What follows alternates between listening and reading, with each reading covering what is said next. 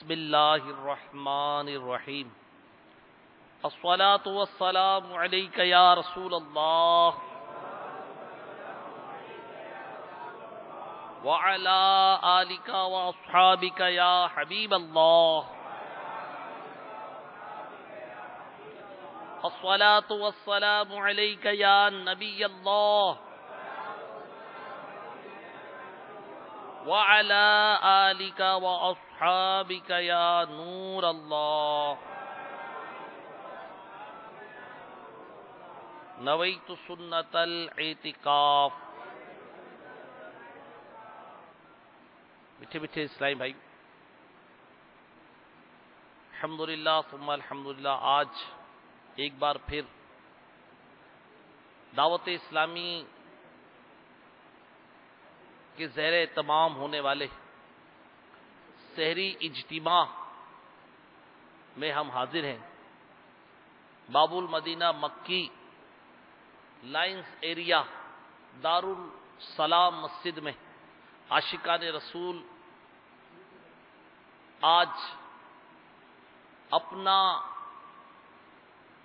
وقت مسجد میں گزار کر اللہ تعالیٰ کے گھر کو آباد کرنے کی نیت سے ساری رات اعتکاف فرمائیں گے۔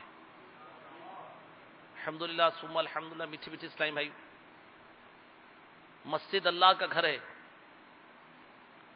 علماء فرماتے جو مسجد کو آباد کرتا ہے اللہ اس کے گھروں کو آباد فرماتا ہے۔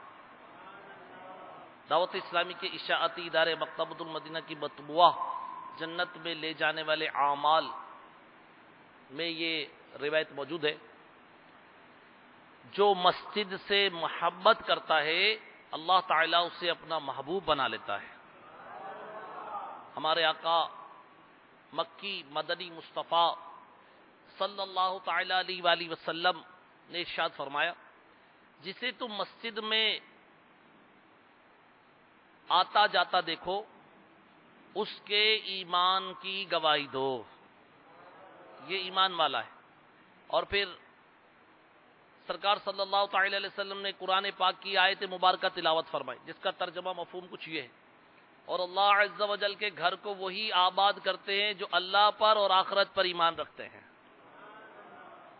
آج رجب المرجب کی بابرکت راتوں کو عبادت میں گزارنے کی نیت سے ہمارے باب المدینہ مکی صوبے کے لائنز ایریا کے اسلامی بھائی مسجد کو آباد کیے ہوئے ہیں۔ میٹھے میٹھے اسلامی بھائیو، انشاءاللہ عز و جل بیان کے بعد صلاۃ و توبہ ادا کی جائے گی۔ تمام اسلامی بھائی اس کے بعد سنت کے مطابق مسجد میں آرام فرمائیں گے، اور وقت مناسب پر تمام اسلامی بھائیوں کو نماز تہجد کے لیے اٹھایا جائے گا، اور تمام عاشقان رسول نماز تہجد ادا کریں گے۔ اس کے بعد مناجات ہوگی، اور خوش نصیب اسلامی بھائی لنگر رضویہ سحری کی نیت سے کھائیں گے، اور جو مجبور ہوا روزہ نہ رکھنے کی اس کا ارادہ ہو تو اس کے لیے بھی یہ لنگر عام ہوگا۔ اور اس کے بعد انشاءاللہ عز و جل عاشقان رسول اچھی اچھی نیتیں کریں گے، پھر ہم مسجد سے باہر جا کر صدائے مدینہ کی دھومیں مچائیں گے۔ صدائے مدینہ لگانا یہ ہمارے آقا مکی مدنی مصطفیٰ صلی اللہ تعالی علیہ وآلہ وسلم کی سنت مبارکہ ہے۔ روایتوں میں آتا ہے ہمارے آقا صلی اللہ تعالی علیہ وآلہ وسلم نماز فجر کے لیے جب گزر فرماتے تو جس سوتے ہوئے پر سے گزرتے اسے بیدار کرتے۔ تو آئیے ہم بھی نیت کر لیتے ہیں انشاءاللہ تعالی صدائے مدینہ میں سب سے پہلے اپنے گھر سے شروع کروں گا۔ اللہ تعالی بہت خوش ہوتا ہے اس مرد سے جو رات کے آخری پہر میں اٹھتا ہے اور اپنی زوجہ کو اٹھاتا ہے اور پانی چھڑک کر نماز تہجد ادا کرواتا ہے۔ اللہ تعالیٰ انہیں اپنے ذاکرین بندوں میں شامل فرماتا ہے۔ اور ایک روایت کا خلاصہ جنت میں لے جانے والے اعمال میں لکھا کہ اللہ تعالیٰ ان میاں بیوی سے راضی ہو جاتا ہے جو تہجد کے لیے اٹھتے ہیں۔ اللہ تعالی ہمیں بھی توفیق عطا فرمائے کہ ہماری محبت بیوی سے ہو، بچوں کی امی سے ہو تو اللہ اور اس کے رسول کی رضا کے لیے ہو. بس ہمارا گھرانہ سنتوں بھرا گھر بن جائے، ہر طرف اللہ اور اس کے رسول کی صدائیں ہمارے گھر سے بلند ہو جائیں. کوئی قرآن پڑھ رہا ہو، کوئی نعت شریف پڑھ رہا ہو، ہمارے بچے قرآن کی تلاوت میں مشغول ہو، درود پاک کا ورد جاری ہو، درس فیضان سنت ہو، اور رات کو روزانہ ہمارے گھر میں بھی صلاۃ و توبہ پڑھنے کا اہتمام ہونا شروع ہو جائے. اور جب سونے لگے تو سب باوضو سوئے کہ جو باوضو سوتا ہے اسے روزہ رکھنے والے کی طرح ثواب ملتا ہے. صلو علی الحبیب صلی اللہ تعالی علی محمد. ہمارے آقا مکی مدنی مصطفیٰ صلی اللہ تعالی علیہ وآلہ وسلم نے ارشاد فرمایا، جس نے میری محبت اور شوق کی بنا پر صبح اور شام مجھ پر 3 بار درود پاک پڑھا، اللہ عز و جل پر حق ہے اس کے اس دن اور اس رات کے گناہ کو بخش دے. صلو علی الحبیب صلی اللہ تعالی علی محمد. توبوا الی اللہ استغفر اللہ. صلو علی الحبیب صلی. غیبت کے خلاف جنگ، نہ غیبت کریں گے نہ سنیں گے. قفل مدینہ انشاءاللہ. پیچھے پیچھے اسلامی بھائی. دعوت اسلامی کے اشاعتی ادارے مکتبۃ المدینہ کی مطبوعہ عیون الحکایات میں حدیث مبارکہ کا یہ واقعہ لکھا ہے. توجہ کے ساتھ سنیے. ہمارے آقا مکی مدنی مصطفیٰ صلی اللہ تعالی علیہ وآلہ وسلم نے ارشاد فرمایا، بنی اسرائیل میں 3 شخص تھے. ایک برس یعنی کوڑ کا مریض تھا، دوسرا گنجا، اس کے بال نہیں تھے، اور تیسرا اندھا تھا.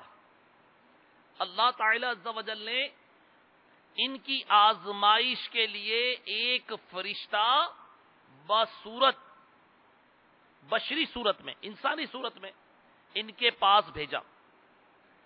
پہلے وہ برس کے مریض کے پاس آیا اور اس سے پوچھا، تجھے سب سے زیادہ کون سی چیز محبوب ہے؟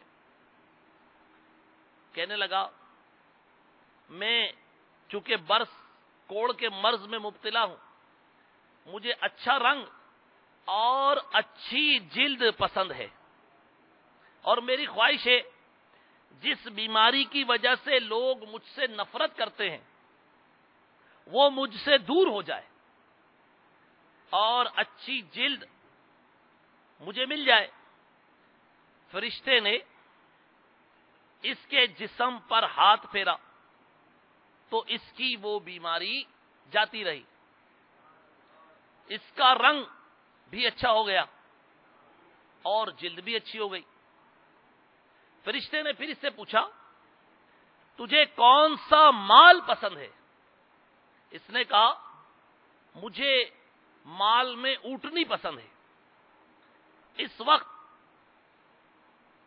اسے فرشتے نے 10 ماہ کی حاملہ اونٹنی دی اور فرشتے نے دعا دی، اللہ تعالی تجھے اس میں برکت عطا فرمائے.